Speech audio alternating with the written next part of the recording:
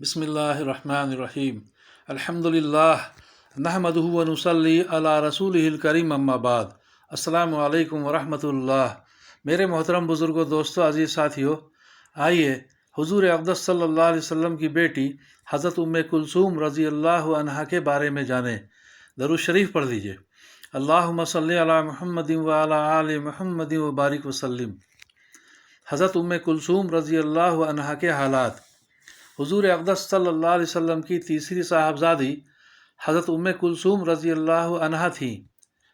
اس میں اختلاف ہے کہ ان میں اور حضرت فاطمہ رضی اللہ عنہا میں سے کون سی بڑی تھیں۔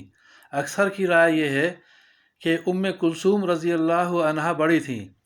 اول عتیبہ بن ابی لہب سے نکاح ہوا، مگر رخصتی نہیں ہوئی تھی کہ سورہ تبت یدا کے نازل ہونے پر طلاق کی نوبت آئی، جیسا کہ حضرت رقیہ رضی اللہ عنہا کے بیان میں گزرا۔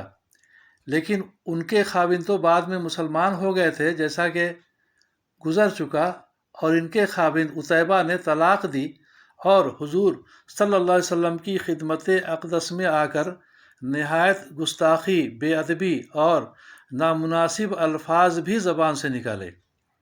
حضور صلی اللہ علیہ وسلم نے بدعا دی کہ یا اللہ، اپنے کتوں میں سے ایک کتا اس پر مسلط فرما۔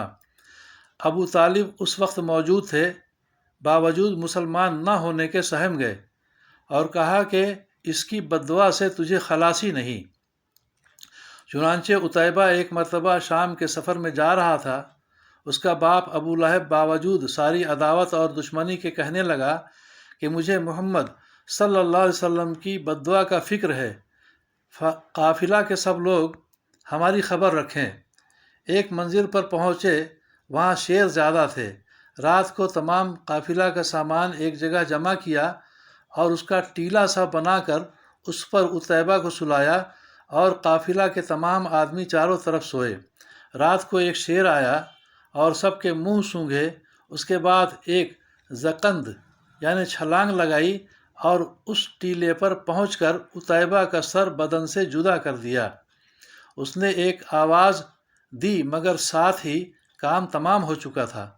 بعض مورخین نے لکھا ہے کہ یہ مسلمان ہو گیا تھا اور یہ قصہ پہلے بھائی کے ساتھ پیش آیا۔ بہرحال حضرت رقیہ رضی اللہ عنہا اور حضرت کلثوم رضی اللہ عنہا کے پہلے شوہروں میں سے ایک مسلمان ہوئے، دوسرے کے ساتھ یہ عبرت کا واقعہ پیش آیا۔ اسی واسطے اللہ والوں کی دشمنی سے ڈرایا جاتا ہے۔ خود اللہ جل شانہ کا ارشاد ہے، من عادی لی ولیا فقد آذنتہ بالحرب، یعنی جو میرے کسی ولی کو ستائے، میری طرف سے اس کو لڑائی کا اعلان ہے۔ حضرت رقیہ رضی اللہ عنہا کے انتقال کے بعد ربیع الاول 3 ہجری میں حضرت کلثوم رضی اللہ عنہا کا نکاح بھی حضرت عثمان رضی اللہ عنہ سے ہوا۔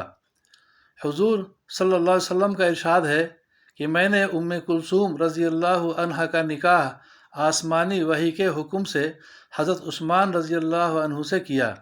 بعض روایات میں حضرت رقیہ رضی اللہ عنہا اور حضرت کلثوم رضی اللہ عنہا دونوں کے متعلق یہی ارشاد فرمایا۔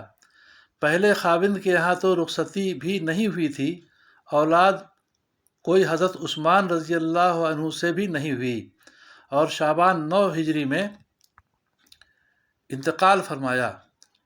حضور صلی اللہ علیہ وسلم نے ان کے انتقال کے بعد ارشاد فرمایا کہ اگر میری 100 لڑکیاں ہوتیں اور انتقال کرتیں تو اسی طرح ایک دوسری کے بعد سب کا نکاح عثمان رضی اللہ عنہ سے کرتا۔ وآخر دعوانا والحمد للہ رب العالمین۔ اللہ تعالی ہم سبوں کو دین کی صحیح سمجھ بوجھ عطا فرمائے اور صحیح دین پر چلنے اور عمل کرنے کی توفیق عطا فرمائے۔ ہم سبوں کی پریشانیوں کو دور فرمائے، اپنی مدد شامل حال فرمائے، دارین کی عافیت عطا فرمائے۔ آمین یا رب العالمین۔